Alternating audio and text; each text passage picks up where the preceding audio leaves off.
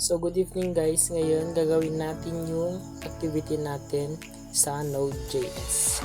Dito gagawin natin yung mag-create tayo ng server. So let's begin. So dito open lang natin yung ating notepad or any editor. Then copy lang natin yung nasa module. Dito, re-require na yung paggamit ng HTTP, which is magagamit natin later sa pag-fetch ng ating server. HTTP. Then, dito, gagawa na tayo ng server.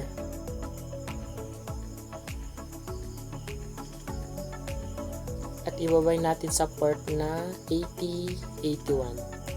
Sundan lang natin yung code na nasa module. HTTP create server function.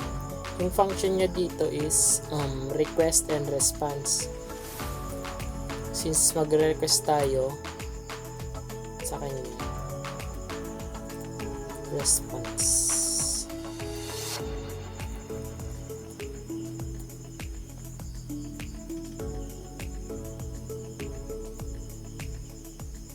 Then sundan lang natin yung code.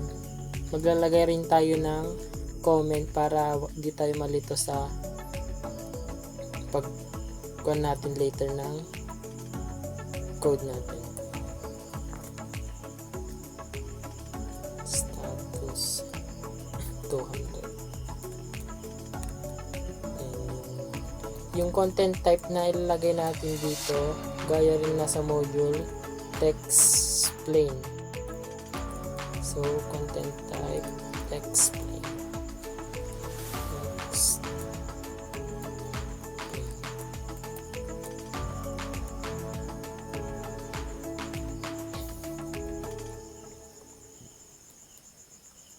Then, magre-response na dun sa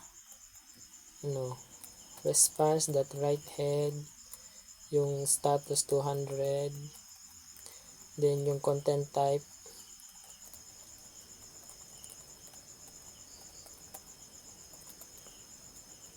text plain, text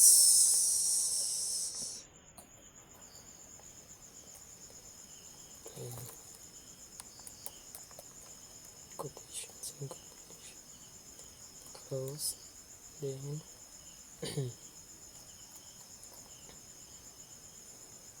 then next dito, mag-send na siya ng response sa body, which is yung hello, tas yung pangalan natin.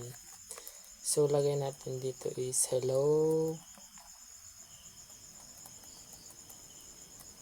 Yung name natin, which is Russell D. Ramos.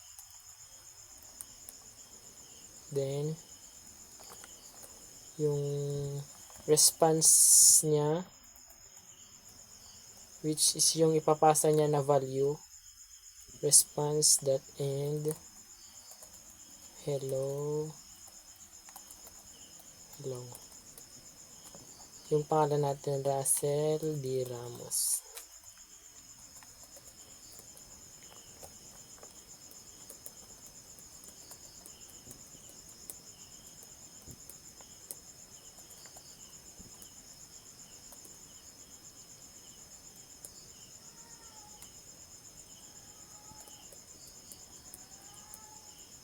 Then, lagyan na natin yung listen port 8081. 8081 yung gagamitin nating port dito. Then, maglalagay tayo na naman ng comment dito sa code. Tignan natin yung instructions. Oh yes, tama. Console ay comment na console will print the message.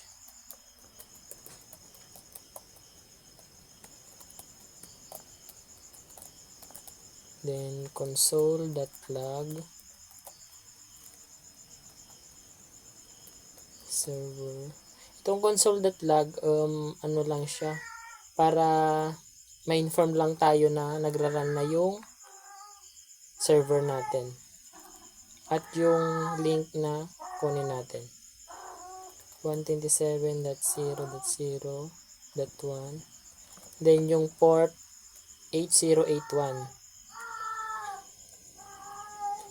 Then, okay na.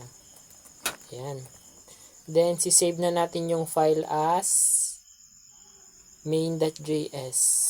Save natin siya sa desktop. Para di tayo malito. Main.js. Then, all files. All files. Save. Then, next, start natin yung command prompt ng Node.js. Punta tayo sa start menu, then hanapin natin yung Node.js command prompt. Open lang natin. Then, punta tayo sa, adjust. Punta tayo sa directory ng desktop since doon natin nilagay yung file natin kanina. Then, node main.js. Then, enter. So, service running na daw. So, try natin i-copy yung web link. Then, try natin paste sa browser natin para makita yung result. Ayun. Hello, Russell D. Ramos. Yung kwan. So, goods yung code natin and walang error. Na print yung tamang response niya na ginawa natin. So, yun lang.